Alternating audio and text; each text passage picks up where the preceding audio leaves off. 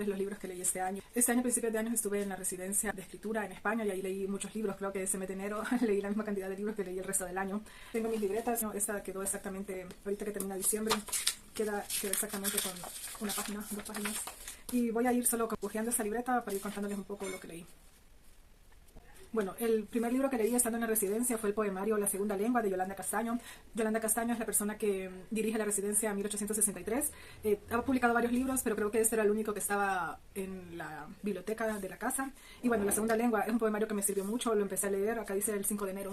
Y de hecho leer eso fue una buena premisa para poder enfocar un poco hacia dónde quería llevar mi poemario, porque Galicia es un país que se habla gallego, entonces ese libro trata mucho esa temática de tu lengua natal y serte propio, y eso me hizo, mientras lo leía, analizaba mucho todo el contexto colonial, ¿no? Y me hizo pensar mucho en Latinoamérica, que el español en realidad no es nuestra primera lengua como territorio, pero es la lengua que aprendimos a hablar muchos y nuestros antecesores, y es la única que algunos conocemos de estos territorios, y me hizo mucho cuestionarme la colonialidad, nuestro lugar en nuestro territorio, todo lo que se nos ha arrebatado a través del lenguaje. Y también leí otro libro que se llama Los límites de mi lengua son los límites de mi mundo, de Grace Wells.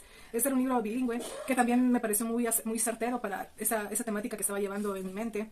Ustedes miren, la biblioteca tiene un montón de libros y uno siempre, los libros te llaman y vos llamas a los libros. Entonces los libros que yo agarraba de esa biblioteca eran perfectos, lo que yo necesitaba. ¿Qué más leí? Bueno, también me regalé el libro Fungifuturismo de Jimena Jurado.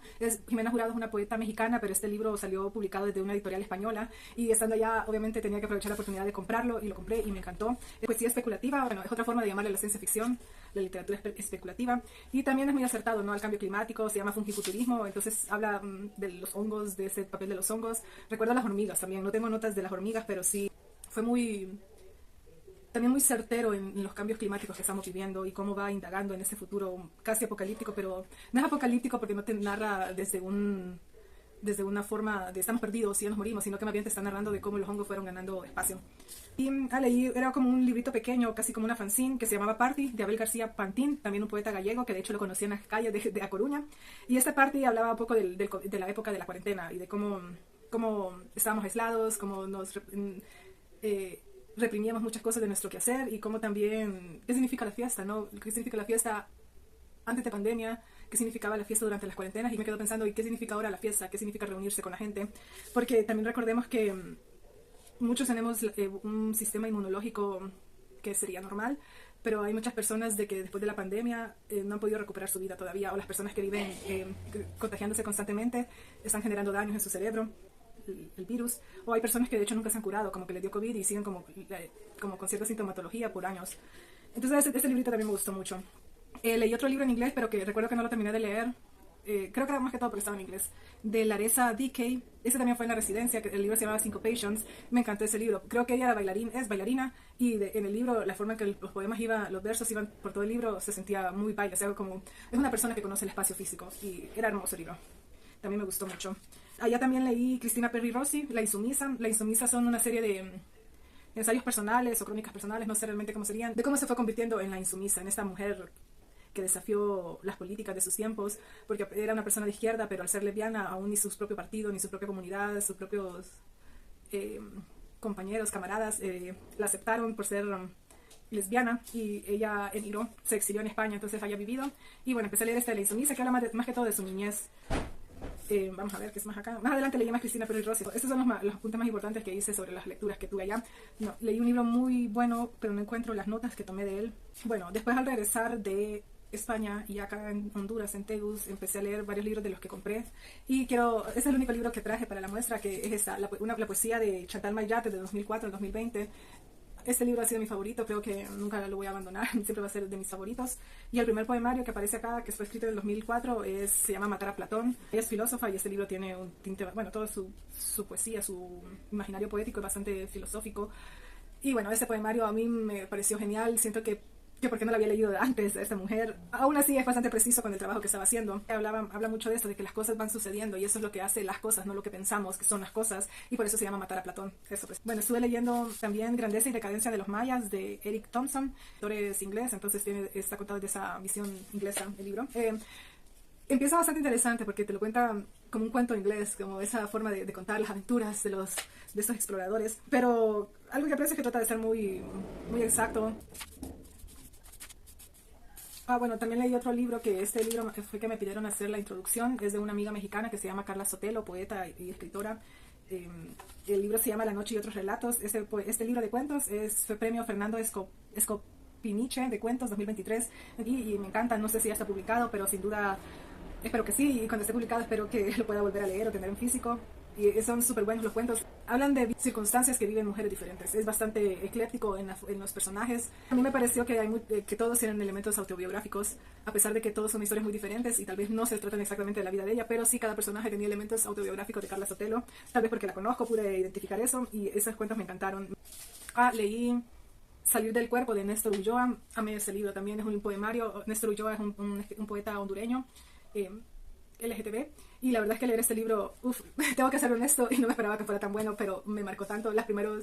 Muchos de los primeros poemas me hicieron sacar lágrimas, sentir cierta rabia, porque siempre es esto, cuando sos diferente, cuando te salís de la norma, en aspectos sexuales principalmente, siempre sentís que la gente te quiere por obligación, que no te quiere a vos realmente, y este libro lo muestra en sus poemas, pero el libro va contando bastante de su experiencia amorosa, su experiencia familiar. A mí me encantó este libro. No sabía que había tan buena poesía en esa generación. Bueno, también leí otros cuentos que se llaman Mitos y Leyendas Mayas, de Ana Gallo. Esta es una escritora española. La verdad esto no fue tan bueno. Es como tomó ciertos elementos de la cultura maya y los transformó a estas cosas morales occidentales. Entonces realmente no son muy buenos. Creo que son moralejas occidentales. No creo que tenga nada de mitos y leyendas mayas. Pero las ilustraciones son muy bonitas del libro. Bueno, no encontré mis apuntes de marzo. Y tengo solo usé una libreta de abril a julio.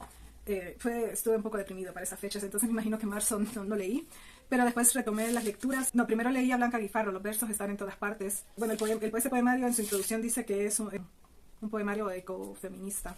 Y después fue que leí Sobre las mismas piedras de Rebeca Becerra Lanza.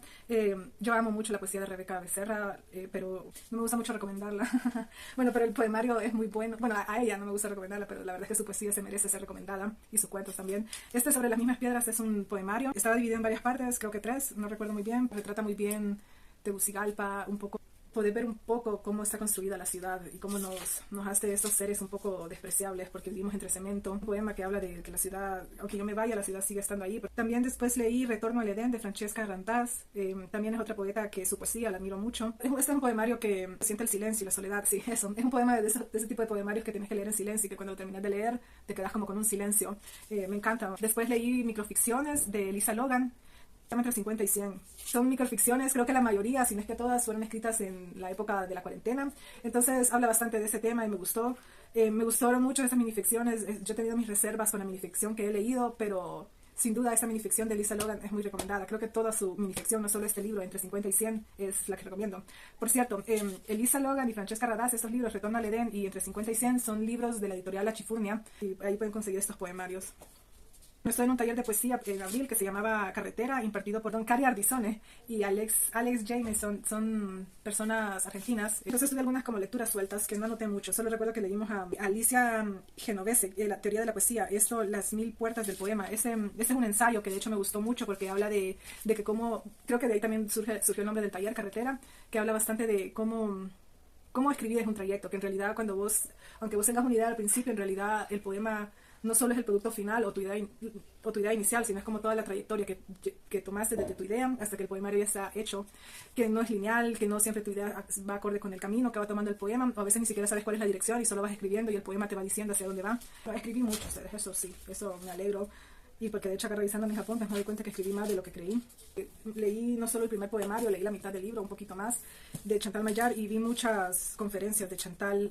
Estudié bastante Chantal Maillard. Yo a Chantal Maillard la empecé a conocer, a saber que existía, a partir de talleres precisamente con Jimena Jurado y con Carla Sotelo, que ellas ambas mencionan bastante a Chantal Maillard como una referente de la teoría de escritura creativa, del proceso de escritura creativa. Chantal Maillard teoriza bastante ese proceso. Vi muchas conferencias en internet, videos de ella. La Tierra Prometida. La Tierra Prometida es un libro muy interesante porque en realidad va repitiendo todo el libro como un conjuro, que de hecho ella habla bastante en una entrevista que explica este poemario, esa poder como ritualístico de la poesía. Entonces este poemario trata un poco de eso y sobre todo este tema del calentamiento global, de los animales en peligro de extinción precisamente, más específicamente quiero decir, como esta frase que va repitiendo por todos lados que dice, tal vez aún apenas sea posible, nunca tal vez, aún apenas sea posible, nunca tal vez, y va diciendo todo esto, pero entre pedacitos de esa repetición va metiendo animales que están en peligro de extinción para el momento en que se publicó este libro, que fue en el 2009. Entonces va diciendo todos los animales que están en peligro de extinción, y de hecho en el prólogo del libro habla cosas muy interesantes, que dice que como cuando uno lea este libro, quién sabe si estos animales todavía existen, pero que nombrarlos, al pronunciarse, irán inscribiéndose en el aire. Entonces es como mantenerlos vivos, recordarlos. Entonces va diciendo muchos animales, el quetzal, flamenco, mapache, delfín negro, abutarda, que no sé qué animal es, el tiburón duende, oso hormiguero. Entonces todo el libro es así. Planeo hacer un video específico de mis lecturas de Chantal Maillard, porque ahorita lo único que les puedo decir es que me encantó cada poemario, cada poema que leí. Esa mujer me hacía repensar todo mi proceso cognitivo. Hay unos poemas que se ponen un poco difíciles de leer porque es bastante filosófica, pero la verdad es que es genial, es muy consciente de las guerras que vive la humanidad. En una de sus entrevistas habla de que todos escribimos a partir del dolor, y una persona le hizo la pregunta, entonces cuando nos deja de doler, que ya dejamos de escribir. Y ella habló esto, como no te puede dejar de doler nada nunca, porque el mundo que estamos viviendo ahorita, siempre va a estar el otro que te duela, porque vos adentro de vos tenés tu yo y el otro, que este otro tuyo es el que se conecta con el otro de todos los demás. Entonces este otro siempre va a doler, de reconocer que todos estamos conectados. Entonces Chantal Maillard la amo. En la feria del libro de este año compré varios libritos y los leí, creo que todos. Leí El abecedario del frío de Perla Rivera, que es una poeta hondureña. Es el poemario, bueno, se llama El abecedario del frío, y realmente sentís como esa atmósfera fría, invernal, azul. De hecho, también leí Muerte de una roca de Cris Vallejo. Es un poemario bastante onírico. También leí La danza de los papagayos de Martín Calix, que este poemario que me dijo, así como que yo me sentía como muy a la carrera, así como de forma metafórica, como que muy acelerado en la vida, y este libro me hizo así como, hey, cálmate, recuerda que estás leyendo poesía, sentate, que me recordó poesías que no estaba leyendo últimamente. Leí una fanzine de un colectivo que ahora se llama Contraportada, pero la fanzine se llama Atrás del Fuego y aparece con su nombre anterior, que es el CLE. También amé mucho esa fanzine, hay mucha fuerza, son poetas jóvenes, emergentes en el mundo literario. Y bueno, la verdad es que vienen con mucha fuerza esa gente. Y leí Teoría literaria de Jonathan Cooler. Bueno, además tengo un montón de anotaciones de las conferencias de Chantal Maillard. También leí El lenguaje de las burbujas. Este libro ya lo había leído, pero lo releí. Es un poemario de Ivette Vega, que es una poeta hondureña. Este poemario ganó Los Confines, no recuerdo en qué año, pero bueno, intenté leer a Rafael Eliodoro Valle, pero creo que empecé con un mal poema donde alaba a los colonizadores, entonces dije, no lo voy a leer. El poema se llama Honduras o algo así. Después intenté leer a Nelson Merrell, y también, tal vez más bien elegí un buen poema porque me encontré un poema es sionista, eso. Hace una alabanza a los soldados israelíes y le dice que su lucha es justificada, entonces decidí no leerlo, nunca más. ¿Qué más leí? Chantal Maillard, La interminable conquista. Este de Enrique Dussel, es un ensayo sobre la colonización, el descubrimiento. No leí esta antología completa que se llama El tercer mundo después del sol. Está compilada por Rodrigo Bastidas Pérez, creo que es colombiano. No los he leído todos los cuentos, pero son ciencia ficción latinoamericana, donde, el prólogo habla mucho de que la literatura de ciencia ficción en Latinoamérica siempre se considera fantasía porque se toman elementos científicos nativos, y que, bueno, el occidentalismo y la colonialidad ha reducido todos los saberes ancestrales de estos territorios a leyendas, a mitos, así. Entonces que no se toman como conocimientos de ciencia, sino de fantasía. Y estos cuentos de esta antología reivindican mucho la ciencia latinoamericana. Creo que esto está gratuito en internet, se llama El tercer mundo después del sol. Esto Cardenal, versos del pluriverso, y creo que leí el de los ovnis también. Y creo que tiene mucho respeto al universo, a la materia del que está compuesto el universo, el cosmos, y muchos de sus poemarios hablan de eso. Me gustó, me hizo tener muchas indagaciones y muchas conclusiones. Me puse a leer El anarquismo en América Latina, que son una colección de ensayos por Carlos Rama y Ángel Capelletti. No lo he leído todo, me centré bastante en las partes que hablan de Centroamérica. Estoy preparando un resumen de la historia del anarquismo precisamente en Centroamérica, por qué se cree que ha habido poco, que es principalmente porque no hay registros escritos. Entonces por eso la primera fanzine del próximo año va a ser sobre anarquismo.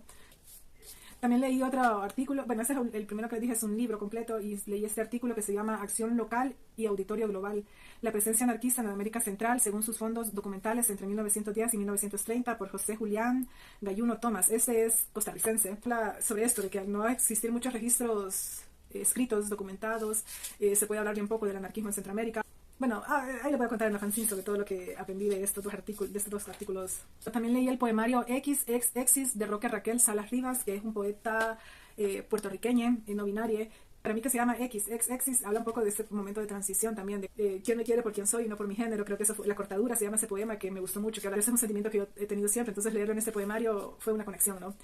Son como diferentes circunstancias, pero al final la temática es esto, el reconocerse junto con tu contexto, desde tu propia identidad y cómo es esa relación. Otro poemario que empecé a leer y que voy a terminar probablemente en estos 2 días que quedan del año, se llama Historia de la leche, de Mónica Ojeda. Bastante fuerte, bastante crudo.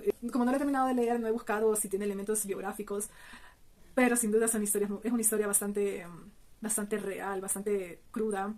La segunda parte, que es como la parte más cruda, más visceral, que forma el cuerpo del poemario, se llama Maté a mi hermana Mabel, y te va contando, de hecho la primera parte te explica un poco qué piensa de matar, y acá te va contando un poco de por qué la mató. Hay como un delirio bastante, pero a medida vas leyendo el poemario te das cuenta de que es un delirio. Llega una parte que te habla del libro de los abismos, que para mí es como una emulación de un libro sagrado.